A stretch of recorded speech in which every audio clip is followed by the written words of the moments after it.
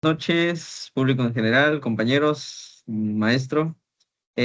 Vamos a explicar un poco acerca de la práctica número 2, la cual consistió en construir un capacitor casero. Pues el objetivo fue fabricar 3 capacitores utilizando diferentes materiales dieléctricos y comprobar experimentalmente cómo el área y el tipo dieléctrico influyen en la capacitancia. Materiales que se utilizaron fue como dieléctrico el nylon, eh, papel encerado y em, acetato. También utilizamos lo que fue el aluminio. Dentro de estos materiales utilizamos un multímetro para medir la capacitancia. Algunos de los materiales pues fueron esos.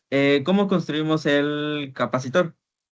En el capacitor se colocó una placa de aluminio después de un dieléctrico con la finalidad de colocar después de ese dieléctrico otra placa de aluminio. Esta para evitar que los dos aluminios se junten y poder obtener la capacitancia deseada o el experimento deseado que queremos lograr. Estas placas que se fabricaron tenían un tamaño de 10 centímetros por 10, eh, para evitar pues que también sea un tamaño muy exagerado y que éstas se toquen entre sí. Aquí ya podemos ver también, después de todo el elaboramiento de estas placas o de estos capacitores caseros, empezamos ya con lo que viene siendo después de eso las mediciones de cada una. Primero empezamos con el capacitor que fue hecho con acetato, que nos dio 315 nanofaradios. Y en la segunda medición que se hizo del segundo capacitor casero, que fue de bolsa de plástico, fueron 536 nanofaradios. Y en papel encerado, que es el tercer capacitor que se hizo, nos dio 440 nanofaradios.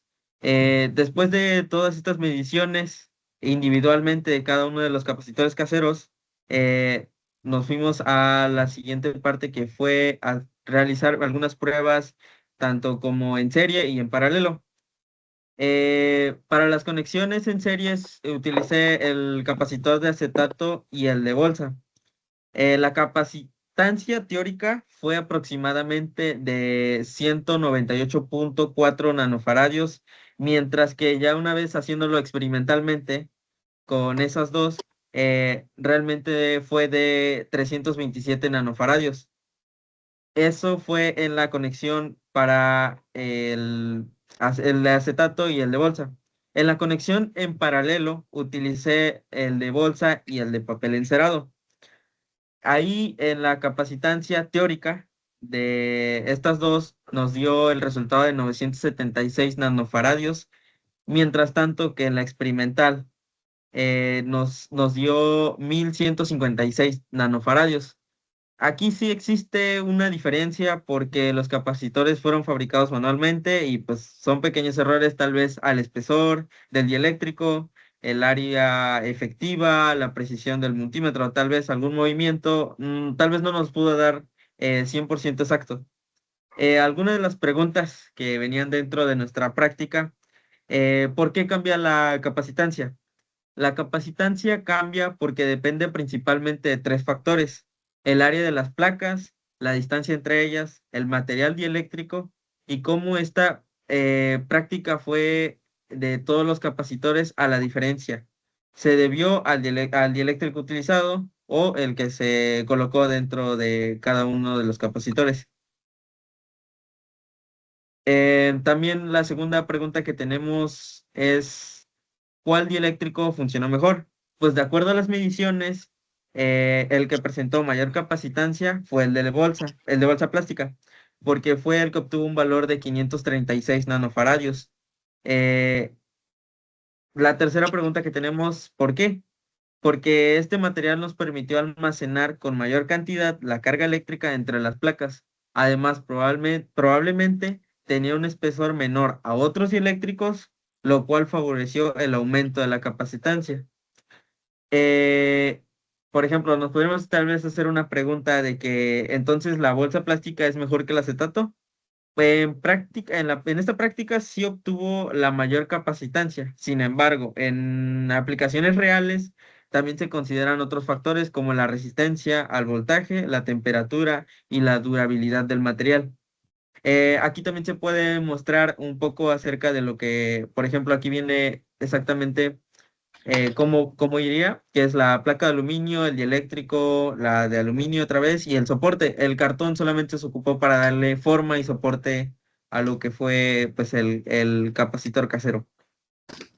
Aquí también tenemos algunos cuadros de las mediciones individuales, el acetato, que es de 100, o sea, de 10 por 10, que nos dio a 35 nanofaradios, la bolsa plástica igual de 10 por 10, que nos dio a 536 nanofaradios, y así.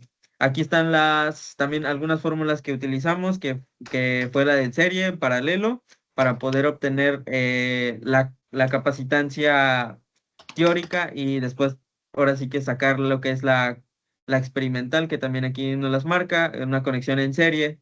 Ahí aparecen el acetato, la bolsa plástica, la capacitancia teórica y la capacitancia experimental. Em, en conclusión, comprobé que el tipo del dieléctrico influye directamente en la capacitancia de un capacitor. También observé que la conexión en serie disminuye la capacitancia total y la conexión en paralelo la aumenta. Aunque hubo diferencias entre los valores teóricos y experimentales, los resultados fueron coherentes con la teoría. Eh, y pues creo que sería todo.